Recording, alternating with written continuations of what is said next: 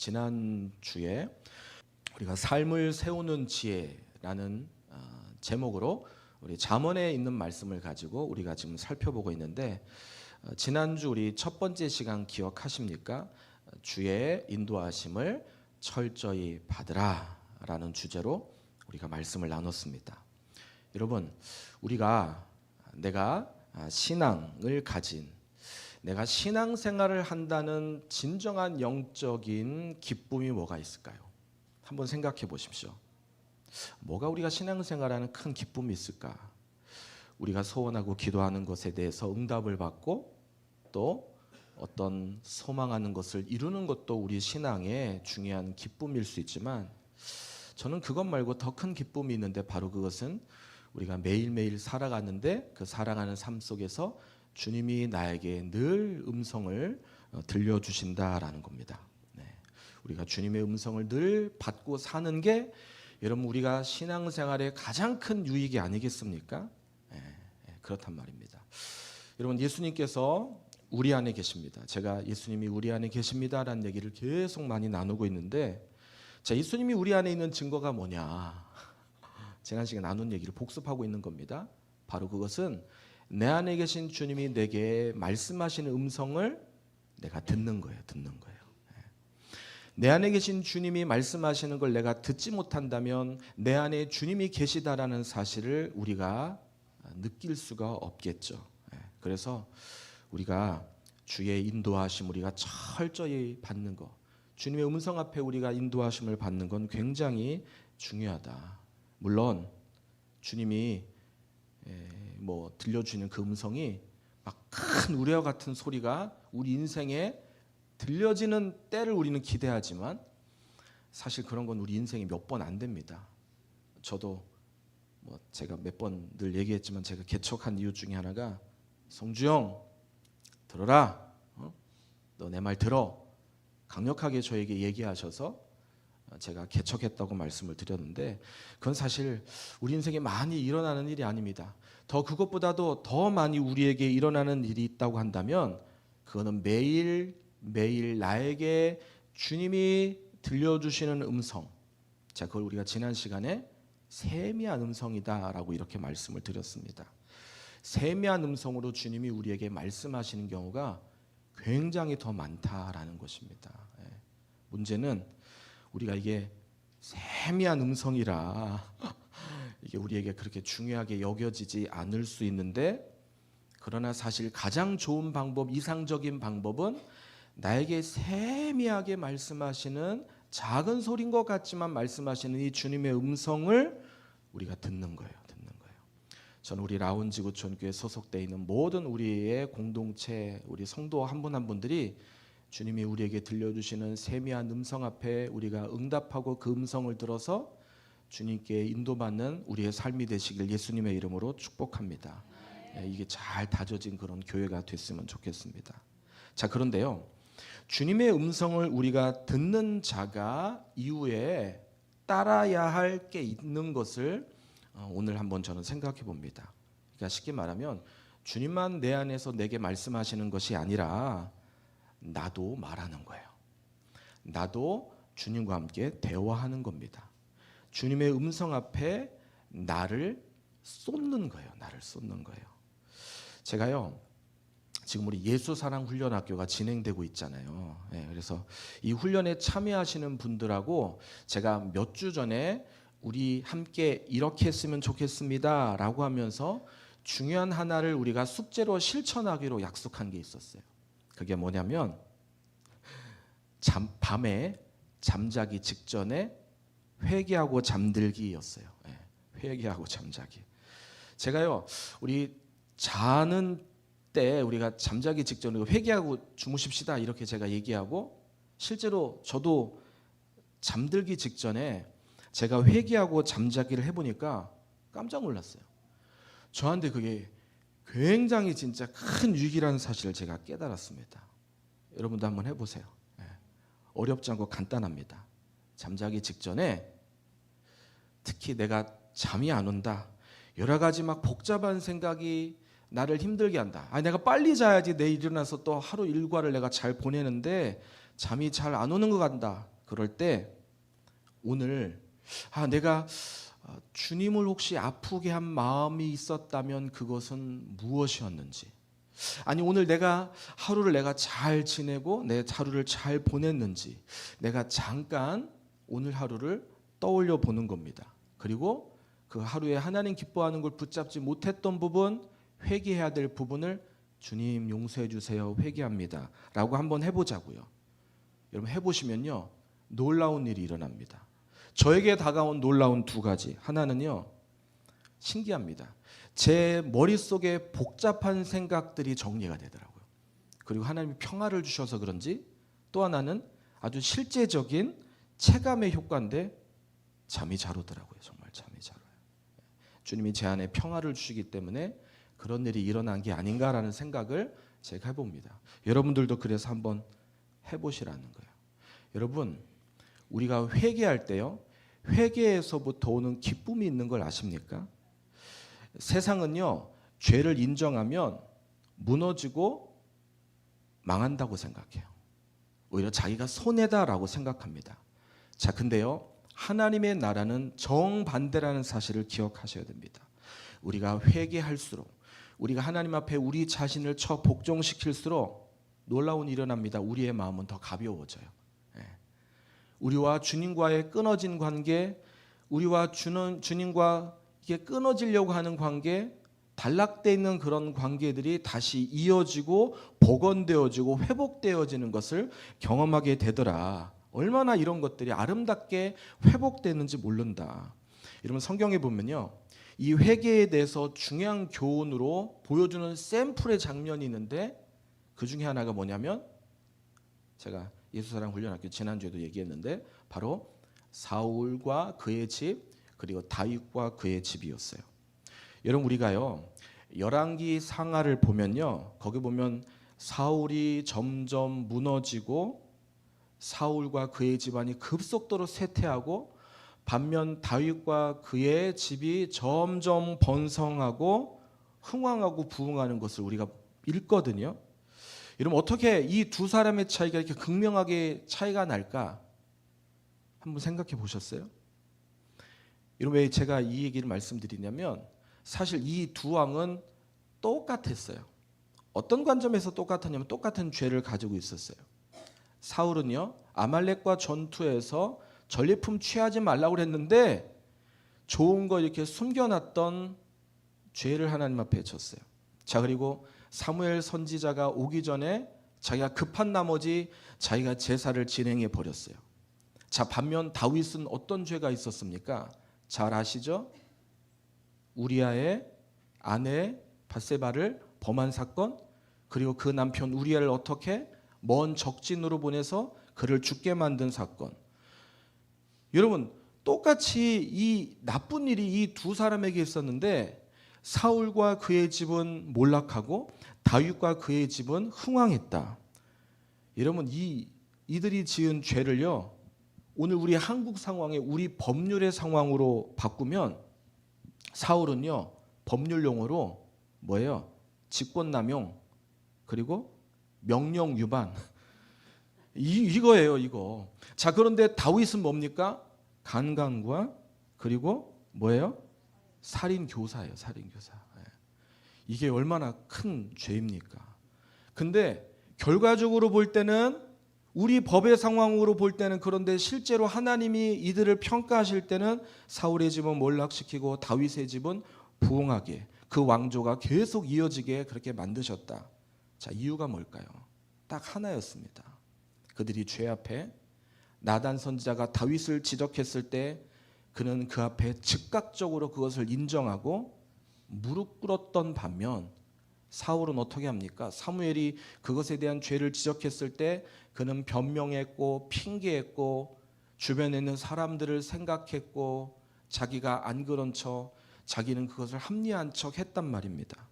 여러분 하나님이요 이 사건을 통해서 우리가 분명하게 기억해야 될 중요한 사실이 있는데, 우리 하나님은 완벽한 사람을 기뻐하시는 것이 아니라 성실한 사람을, 정직한 사람을 우리 하나님이 기뻐하신다라는 것입니다.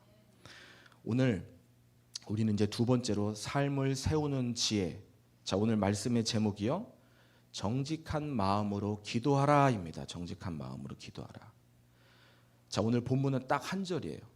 자, 오늘 이 말씀의 제목을 생각하면서 우리 8절을 한번 같이 읽어보도록 하겠습니다. 같이 읽겠습니다. 시작. 악인의 제사는 여호와께서 미워하셔도 정직한 자의 기도는 그가 기뻐하시느니라. 자, 여기 보면 우리가 오해하시면 안 되는데, 이 8절에 보고 하나님은요, 이 구절로 보면 마치 제사는 싫어하시고 하나님이 기도만 좋아하신다. 그게 아니죠. 그게 아니죠. 우리 하나님 예배를 얼마나 기뻐하시는데요. 우리가 찬양하고 우리가 하나님 앞에 드림을 하고 우리가 헌신하고 섬기는 거, 우리가 예배자로 하나님 앞에 서는 거, 우리 하나님 굉장히 좋아하시는 거거든요. 자, 그런데 지금 이 8절에 왜 제사를 미워하신다라는 표현을 쓰셨냔 말이에요. 문제는 제사 자체가 아니라는 거예요. 제사는 사람이 문제다라는 거죠. 몸과 마음이 분리되면 안 된다라는 겁니다.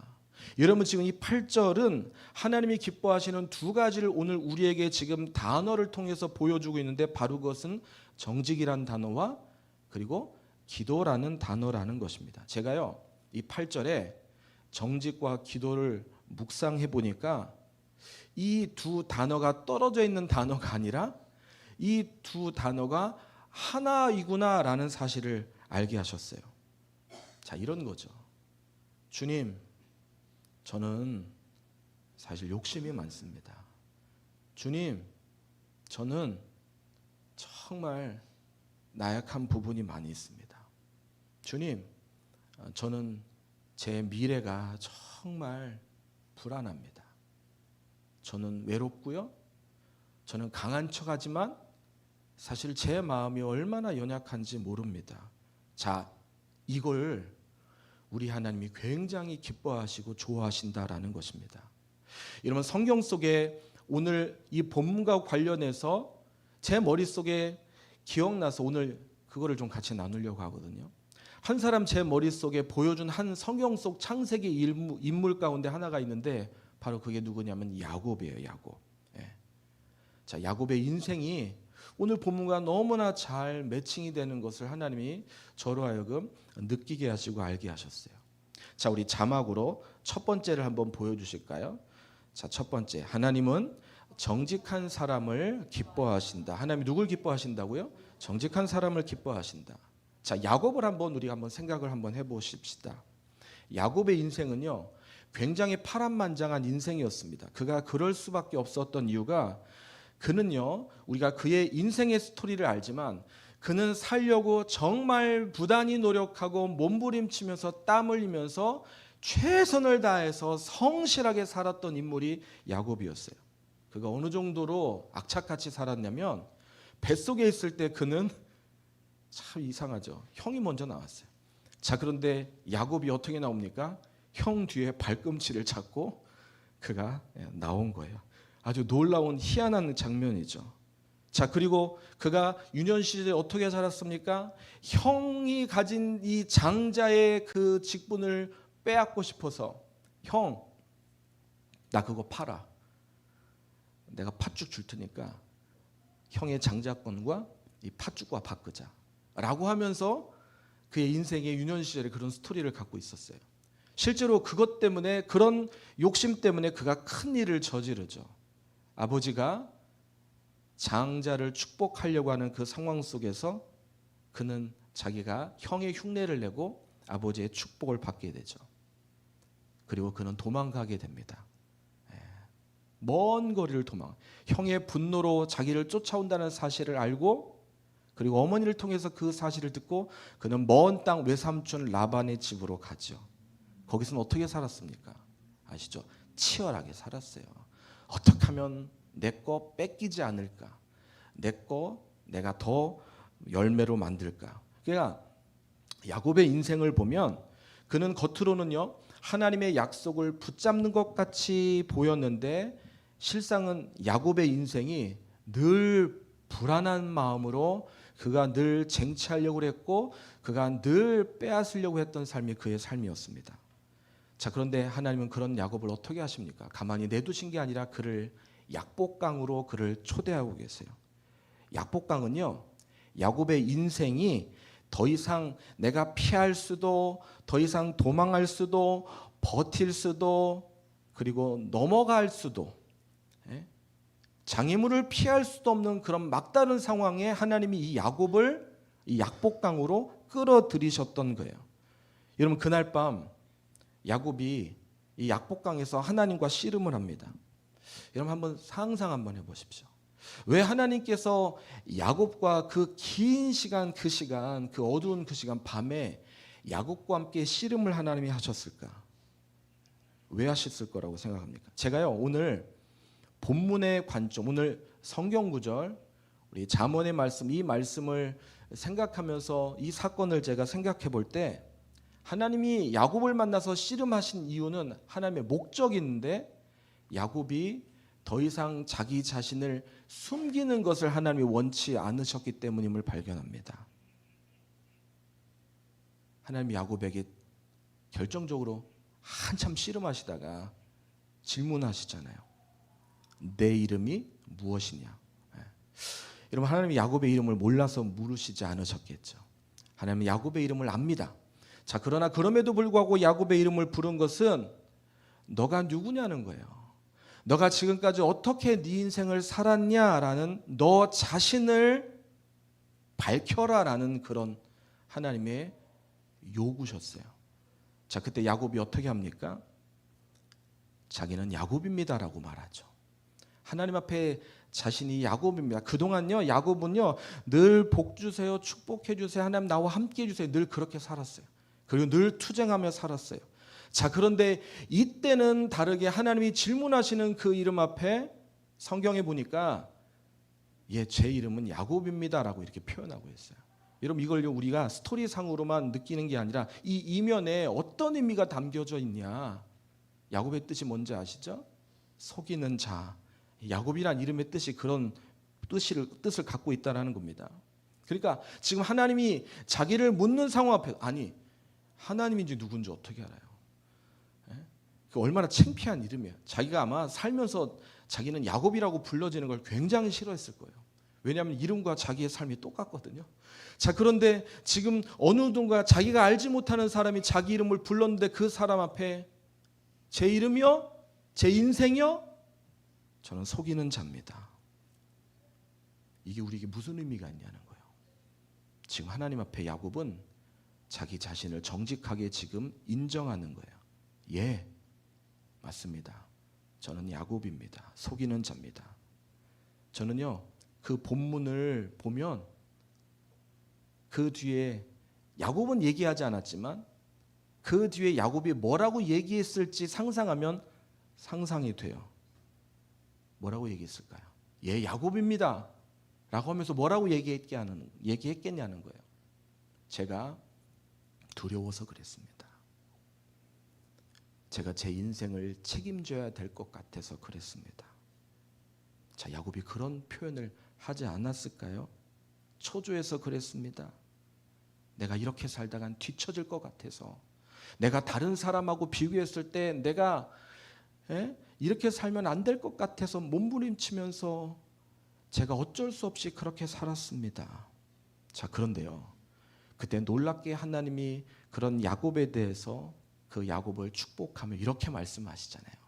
네가 다시는 야곱이라고 이름 부르지 마라. 이제부터 너는 이스라엘이야, 이스라엘이야. 여러분, 하나님이 하시는 역사는요, 우리가 숨을 때는 절대 일어나지 않습니다. 하나님이 우리에게 하시는 역사는 우리가 우리 자신을 드러낼 때요, 우리 자신이 어떤 사람인지 주님 앞에 깨끗하게 우리 자신을 드러낼 때 하나님은 일하십니다. 여러분, 우리가 신앙생활하면서 사람 앞에는 이해 안 돼, 심지어 하나님 앞에서도 여러분, 우리가 우리 자신을 투명하게 드러내지 못하고 그것을 숨기며 신앙생활하는 경우가 의외로 굉장히 많다는 거 아십니까? 안 그런 척 하는 경우가 많다라는 거예요. 믿음 있는 척, 나는 지금 아무 문제 없는 척, 나는 잘 가고 있는 것처럼 나를 포장하고 나를 숨기는 삶을 여러분 오늘날 그리스도인들 중에 그런 삶을 사는 분들이 굉장히 많아요. 직분 때문에. 내가 교회 오래 다녔다고 하는 것 때문에 그것을 숨기고 그것을 드러내지 않고 나는 신앙 좋고 잘 살고 있고 건강한 것처럼 안 아픈 것처럼 그렇게 살아가는 사람이 많다.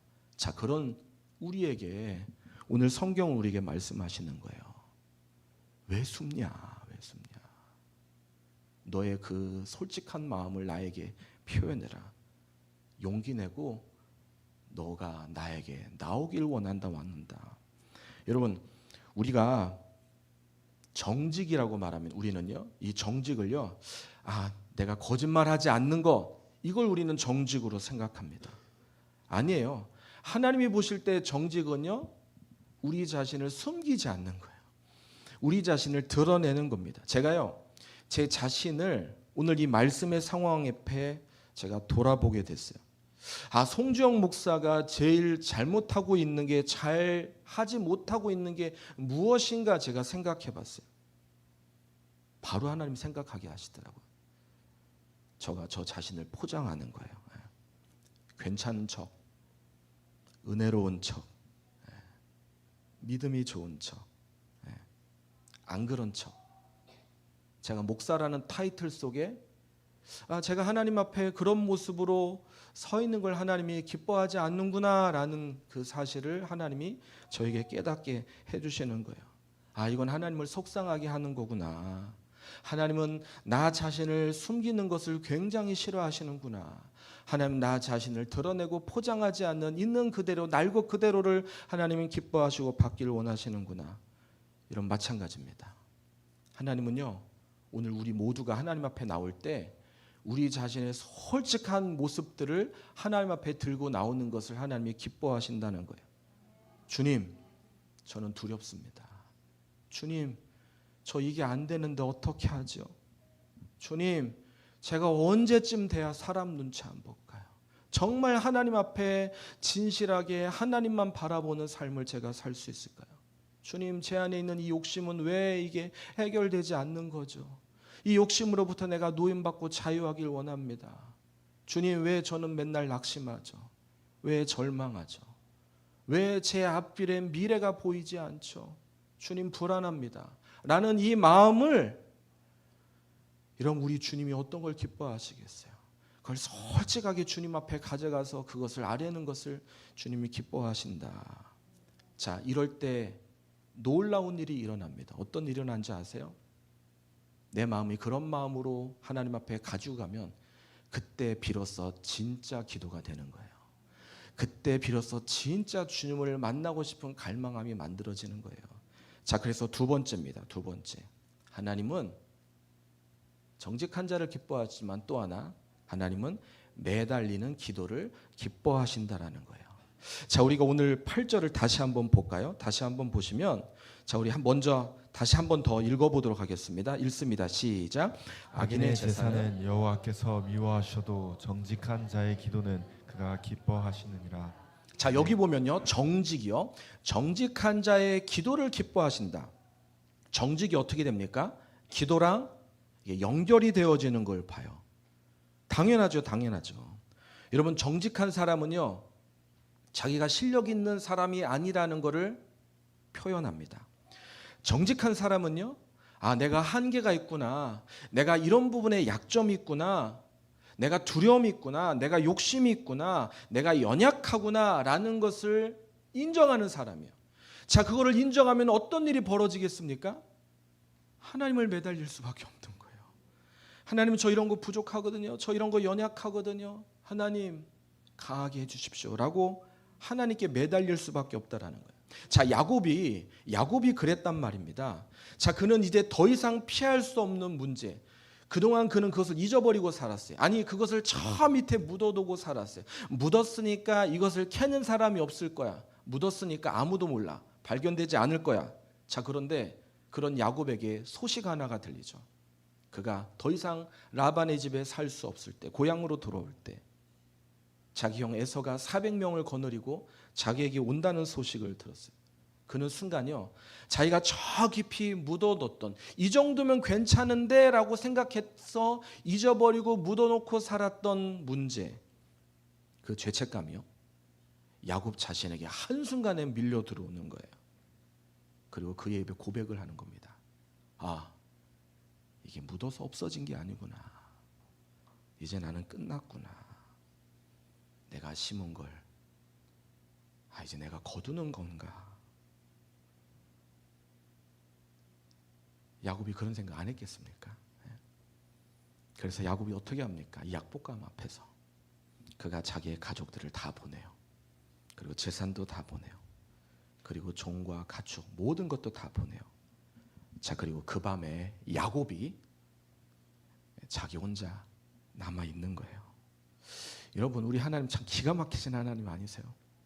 왜 하나님이 이 야곱을 홀로 남게 하셨을까? 왜 하나님의 의도가 무엇일까? 400명 거느리고 오고 있어요 라는 것을 종으로부터 소식으로 들었을 때, 그가 두려움을 가졌을 때, 그가 괴로워할 때, 모든 것을 다 보냈을 때 그의 마음속에 어떤 마음이 들었을까? 그는 깨달은 거예요. 너 이래도 너 나 붙잡지 않을래? 너 이래도 지금까지 네가 살아온 것 같지? 지금까지 네가 한 것 같지? 너 이래도 나 붙잡지 않을래? 여러분, 우리가 하나님 앞에 대면하잖아요. 하나님 앞에 매달릴 수밖에 없습니다. 우리가 하나님 앞에 대면한다는 것은 하나님이 그것을 우리에게 깨닫게 하신다는 거예요. 여러분, 굉장히 흥미로운 사건은 그 뒤에 야곱이 어떻게 됩니까? 절개돼요. 하나님이 야곱의 환도뼈를 치셨어요. 그리고 그 뒤부터 야곱이 계속 절면서 남은 생애를 120살까지인가요? 140살까지인가요? 그가 살게 됩니다. 그가 절면서 무엇을 느꼈을까요? 아마 이 고백하지 않았을까요? 이제는 내가 사는 것이 아니요 내 안에 주님이 사시는 것이라. 아, 그래, 내가 주님 붙들고 살아야지. 내 힘으로 살아간다고 모든 것이 다 이루어지는 게 아니구나. 오늘 그 메시지를 우리에게 들려주고 있는 겁니다. 주님의 인도를 철저히 받으라. 삶을 세우는 지혜. 주님이 우리에게 음성을 들려주셨다면 그 다음 두 번째, 오늘 우리는 정직한 마음으로 정직하게 하나님 앞에 기도해야 된다. 제가 말씀을 좀 정리하면서 얘기 하나를 좀 드리고 싶은 게 있어요.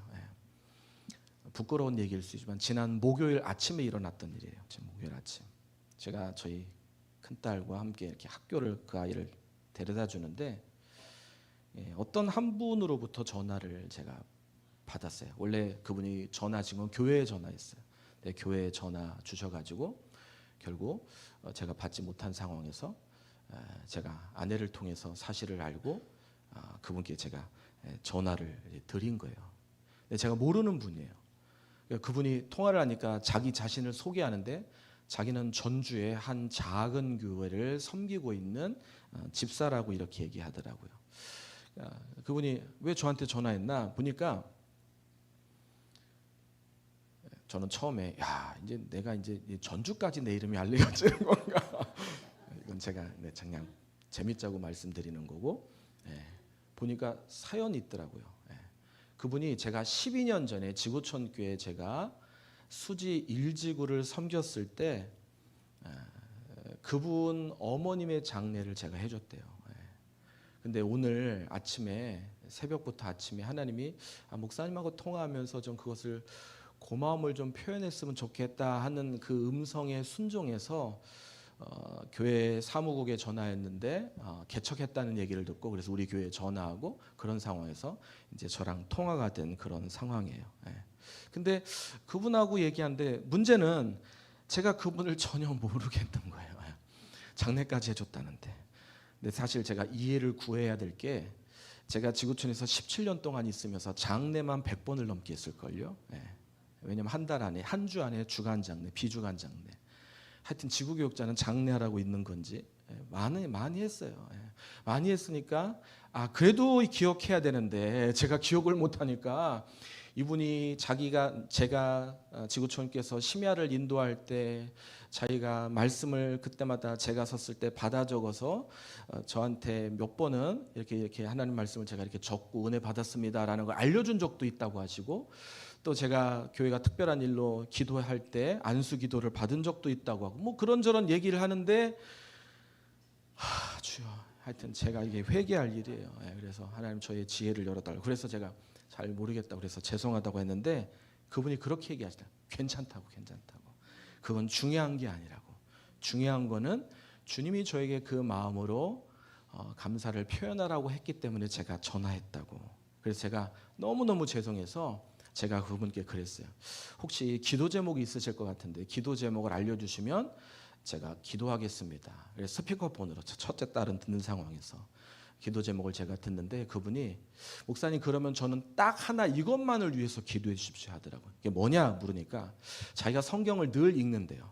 지금 읽은 것만 해도 한 20-30번 정도 되는 것 같아요.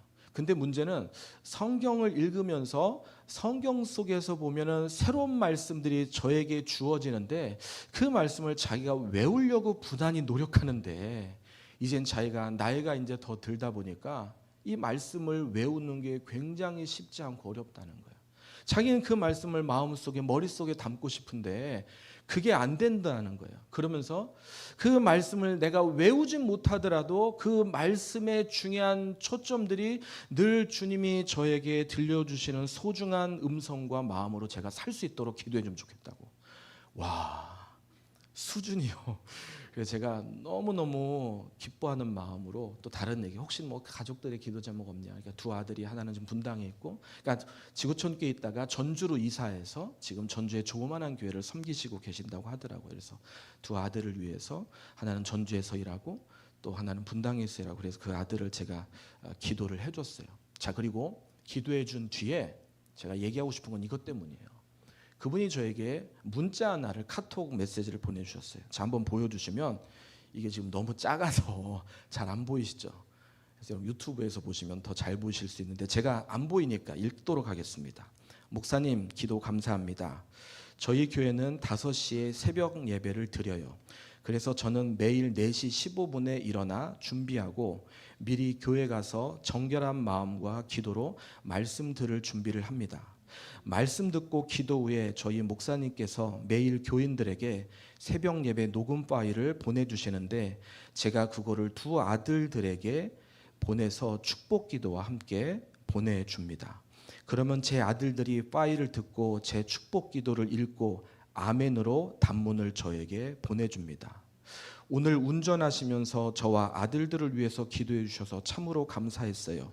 저도 하나님께서 하나님의 영을 목사님께 부어주시고 목회에 필요한 능력과 지혜와 건강과 필요를 하나님께서 채워주시며, 하나님께서 목사님의 가정과 사모님과 자녀들을 돌보아 주시기를 예수님의 이름으로 기도드릴게요. 고맙습니다. 이거를 저한테 이렇게 보내주신 거예요. 제가요, 전화 끊고 그리고 이 메시지를 받은 뒤에, 목요일이라고 그랬잖아요. 목요일 제가 얼마나 행복했는지 몰라요. 왜 그러냐면 저는 제가 한 게 당연한 일이에요. 저만 그런 게 아니라 누구든지 해야 될 일이에요. 어떤 대단한 일 한 것도 아닌데, 자, 그것에 대해서 그것을 기억하고, 몇 년 전? 12년 전. 그거를 기억하고 저를 찾아서 성령의 음성 앞에 그것을 순종하신 집사님. 제가요, 오늘 이 말씀을 준비하면서, 야, 이게 하나님이 우리에게 원하시는 마음이겠구나. 여러분, 주님이 우리에게 들려주시는 마음 앞에 오늘 우리가 반응할 수 있다면, 오늘 우리도 동일하게 정직하게 하나님께 그 마음을 우리가 올려드릴 수 있다면, 하나님은 놀라운 새로운 역사를 우리에게 이루시지 않겠습니까? 저도 기뻤는데 우리 주님이 얼마나 기뻐하셨겠나. 잘했다. 내가 너의 기도를 들었고 너가 기도한 대로, 그리고 너의 자녀들을 내가 축복할 거야 하시지 않을까. 오늘 이 아름다운 신앙의 모습을 우리 라운지구촌교회 이 자리에 있는 모든 분들도 품고 가지시고, 또 새로운 한 주 정직한 마음으로 기도하라. 승리하시는 우리 모두가 되실 수 있기를 예수님의 이름으로 축복합니다. 아멘. 아멘. 우리